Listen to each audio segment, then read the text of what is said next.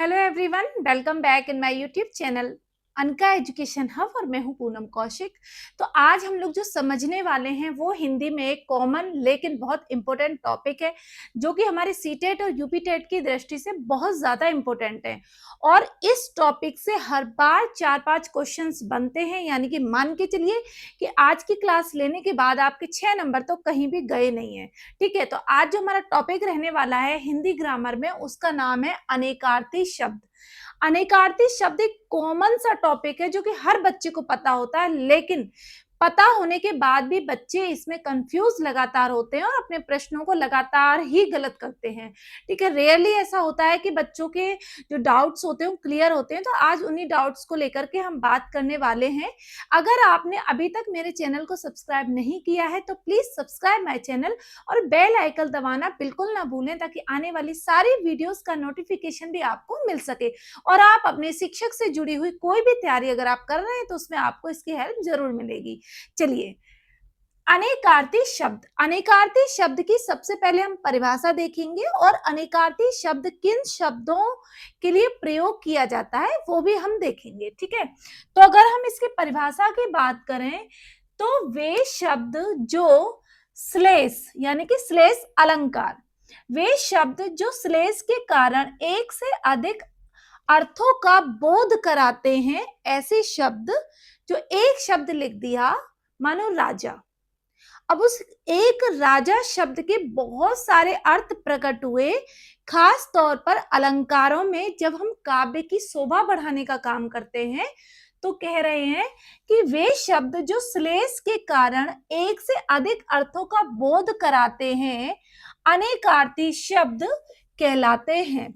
ये शब्द काव्य में अलंकारिकता का समावेश कर लालित्य बढ़ाते हैं, यानी कि उनको और ज्यादा खूबसूरत और ज्यादा हमारे काव्य को सुंदर बनाने का काम ये अलंकार वाले शब्द कराते हैं। ठीक है, श्लेष अलंकार हो चाहे अलंकार का कोई भी प्रकार हो, आप हिंदी वाली प्लेलिस्ट में जाकर के देख सकते हैं। एक एक अलंकार को हमने इतने बेहतरीन ढंग से और इतने सरल तरीके से पढ़ा है कि आप कभी भी भूलेंगे नहीं लाइफ टाइम, ये मेरी गारंटी है। ठीक है, तो आप प्लेलिस्ट में जाकर के भी अलंकार वाली वीडियोस देख सकते हैं। ठीक है, तो ऐसे शब्द जो एक के साथ बहुत सारे अर्थ प्रकट करते हैं वो हमारे अनेकार्थी शब्द कहलाते हैं।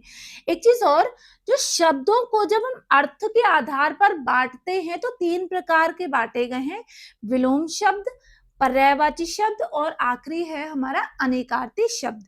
तो विलोम शब्द, पर्यायवाची शब्द वाली वीडियोस भी आने वाले टाइम में हम बनाएंगे। तो आज हमारी ये अनेकार्थी वाला टॉपिक है। यमक व श्लेष जैसे अलंकारों की सत्ता इन्हीं शब्दों पर निर्भर है, यानी कि यमक अलंकार और श्लेष अलंकार कि जो पूरी की पूरी जो सत्ता टिकी हुई है वो हमारे अनेकार्थी शब्दों पर ही टिकी हुई है। तो मैंने यहाँ पर 20 अनेकार्थी शब्दों को लिखा है, जिसमें कि 10 के मैंने अर्थ लिखे हैं और बाकी के जो 10 है इन्हें हम आपके साथ मिलके करेंगे। ठीक है, चलिए देखते हैं। पहला क्या है? अंबर। दूसरा अर्क, गौ, गति, धन, अक, अर्थ, अज, कर्ण और कोटि।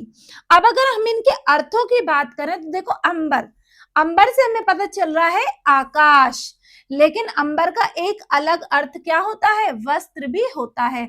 तो अंबर का जो अनेकार्थी शब्द बनेगा वो आकाश और वस्त्र बन गया। दूसरा है अर्क।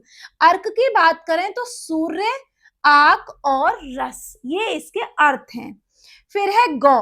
गौ से हम गाय जानते हैं, लेकिन गौ के अलावा इंद्रियां, आकाश और धरती, ये भी क्या है? इसके ही अनेक अर्थ हैं गौ शब्द के। तो आज से अगर आपके सामने गौ आएगा तो आप समझ जाओगे कि गाय के साथ इंद्रिय और आकाश, धरती भी इसके अर्थ हैं। ठीक है, चौथे नंबर पर है गति। गति से मतलब स्पीड। तो पहला तो हो गया चाल और दूसरी दशा। ठीक है, फिर है घन, क्यूब जिसे कहते हैं। तो घन का बादल हो गया, घना हो गया, ठोस हो गया, लोहार का हथौड़ा।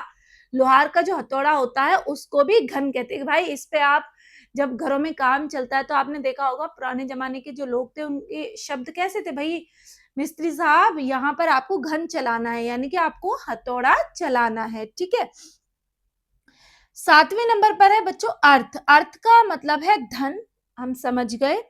अभिप्राय, किसी चीज से क्या आपका मतलब है। अर्थ और व्याख्या, किसी पंक्ति की या किसी गद्य की जब हम और सरल सहज भाषा में जब उसकी व्याख्या करते हैं तो वो भी हम उसका अर्थ निकालना ही होता है। तो अर्थ का धन, अभिप्राय और व्याख्या, ये इसके अर्थ हो गए।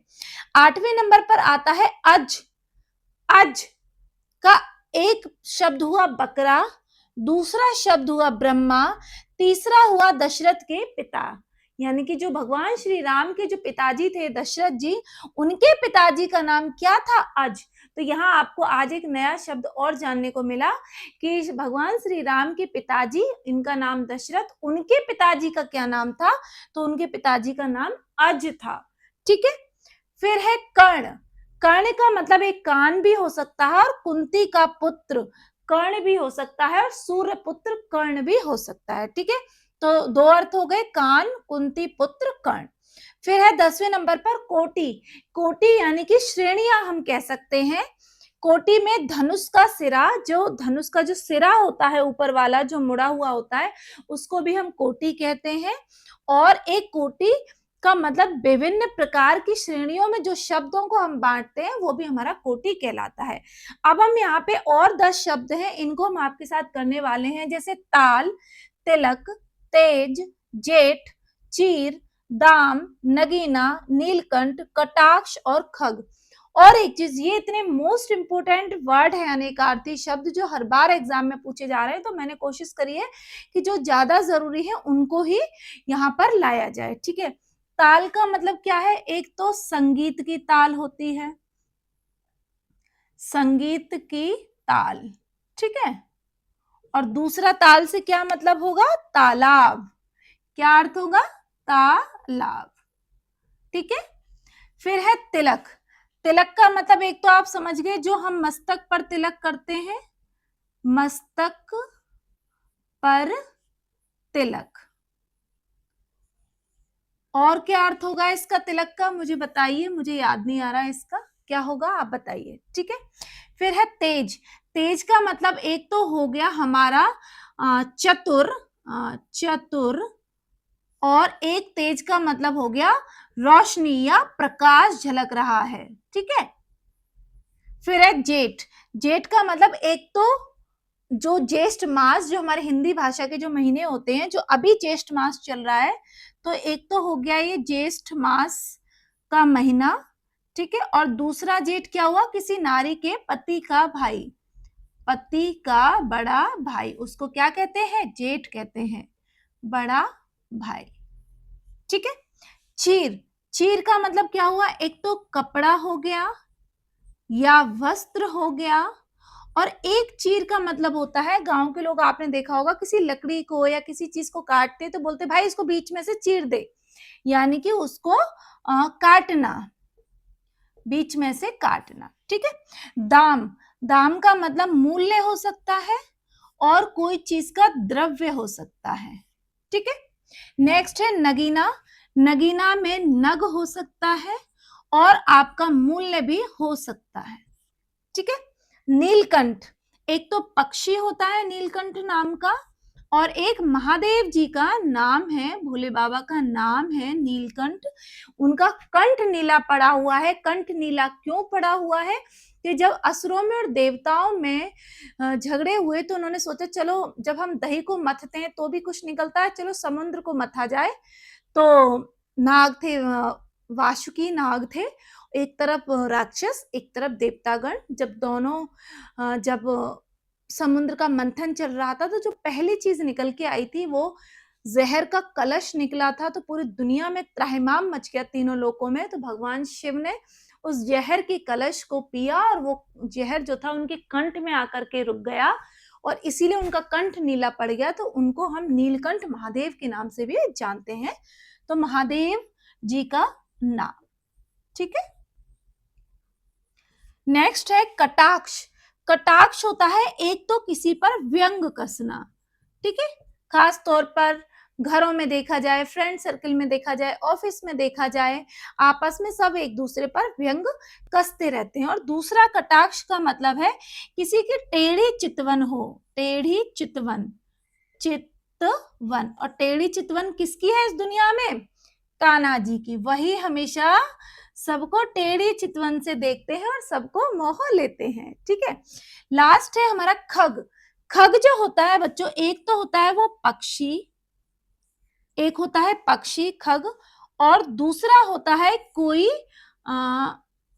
ये भी मैं भूल गई बच्चों।